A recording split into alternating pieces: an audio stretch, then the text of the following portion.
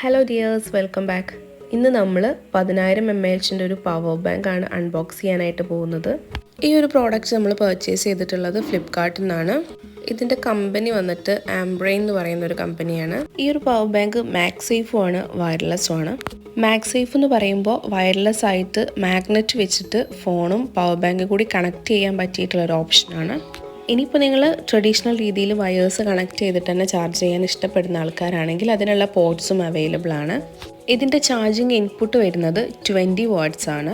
Wireless ആയിട്ട് charge ചെയ്യുന്ന സമയത്ത് നമുക്ക് 50 വാട്ട്സിൻ്റെ ഫാസ്റ്റ് വയർലെസ് ഔട്ട്പുട്ടാണ് കിട്ടുന്നത്. ബട്ട് നമ്മൾ കമ്പാരിറ്റീവ്ലി നോക്കുമ്പോൾ വയേഴ്സ് ത്രൂ ട്രഡീഷണൽ മെത്തേഡിൽ ചെയ്യുമ്പോൾ തന്നെയാണ് നമുക്ക് ഫാസ്റ്റ് ചാർജിങ് കിട്ടുന്നത്. ഇതിൻ്റെ ഏറ്റവും വലിയ സ്പെഷ്യാലിറ്റി എന്ന് പറയുന്നത് നമുക്ക് ആൻഡ്രോയിഡിലും iOSലും ഒരുപോലെ യൂസ് ചെയ്യാന്നുള്ളതാണ്. ഐഫോണിലാണെങ്കിൽ iOS 12ഉം അതിൻ്റെ മുകളിലേക്കുള്ള വേർഷൻസിലുമാണ് ഇത് സപ്പോർട്ട് ആവുക. നമുക്കിതിനകത്ത് എയർപോഡ്സും കൂടി ചാർജ് ചെയ്യാൻ പറ്റുന്നുണ്ട് കേട്ടോ. 2, 3 ആൻഡ് പ്രോ വേർഷൻസിലുള്ള എയർപോഡ്സ് ആണ് ചാർജ് ചെയ്യാനായിട്ട് പറ്റുക.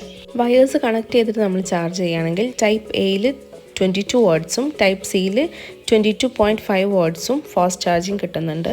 വയർലെസ് ആയിട്ട് ചെയ്യുന്ന സമയത്ത് നമുക്ക് 15 വാട്ട്സിൻ്റെ ഫാസ്റ്റ് ചാർജിങ് അല്ലേ കിട്ടുന്നത്. അപ്പോൾ ഇത് രണ്ടും കൂടി കമ്പയർ ചെയ്യുന്ന സമയത്ത് വയേഴ്സ് കണക്ട് ചെയ്തിട്ട് ചെയ്യുമ്പോൾ തന്നെയാണ് കുറച്ചും കൂടി ഫാസ്റ്റ് ആയിട്ടുള്ള ചാർജിങ് കിട്ടുന്നത്. ഐഫോണിലാണെങ്കിൽ ഈ ഒരു പവർ ബാങ്ക് സ്ട്രെയിറ്റ് ആയിട്ട് ചാർജ് ചെയ്യാൻ പറ്റും. ഐഫോണിൻ്റെ പിറകിലായിട്ട് നമ്മൾ വെച്ച് കൊടുത്തു കഴിഞ്ഞിട്ടെങ്കിൽ സ്ട്രെയിറ്റ് ആയിട്ട് നമുക്ക് ചാർജ് ചെയ്യാം. പക്ഷേ ആൻഡ്രോയിഡിലാണെങ്കിൽ നമുക്കൊരു മാഗ്നറ്റിക്കിൻ്റെ റിങ് കിട്ടും, അത് വെച്ചിട്ട് കണക്ട് ചെയ്താൽ മതിയാവും. വയർലെസ് ആയതുകൊണ്ട് വളരെ ഈസി ആയിട്ട് ക്യാരി ചെയ്യാൻ പറ്റുന്നുള്ളത് ഇതിൻ്റെ ഒരു ബെനിഫിറ്റ് തന്നെയാണ്. പക്ഷേ ആരും അനാവശ്യമായിട്ട് അത് യൂസ് ചെയ്യാതിരിക്കുക. നമുക്ക് എല്ലാവർക്കും അറിയാവുന്ന പോലെ തന്നെ ചാർജിലിട്ടിട്ട് യൂസ് ചെയ്യുന്നത് വളരെ ഡേഞ്ചറസ് ആണ്.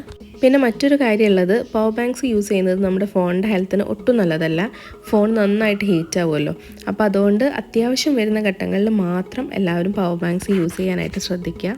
ഈ ഒരു പ്രോഡക്റ്റിൻ്റെ ലിസ്റ്റ് പ്രൈസ് വരുന്നത് 2,999 രൂപയാണ്. പക്ഷേ അറൗണ്ട് ഒരു 1,200 റുപ്പീസിനാണ് ഞാനിത് പർച്ചേസ് ചെയ്തിട്ടുണ്ടായിരുന്നത്.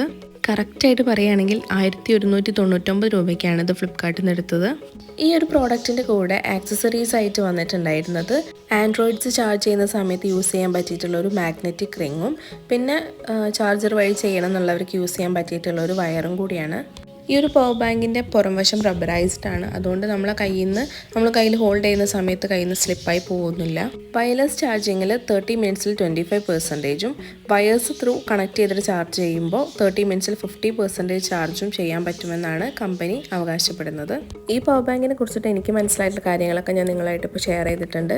പവർ ബാങ്കിൻ്റെ ഫീച്ചേഴ്സും കൂടി ആഡ് ചെയ്തിട്ട് വരുന്ന കുറച്ച് ഇമേജസും ഞാൻ ഇവിടെ ആഡ് ചെയ്യുന്നുണ്ട്. നന്നായി ഇതിനെക്കുറിച്ച് മനസ്സിലാക്കിയിട്ട് മാത്രം വാങ്ങാനായിട്ട് ശ്രമിക്കാം. പുതിയ വീഡിയോ ആയിട്ട് വീണ്ടും കാണാം. താങ്ക്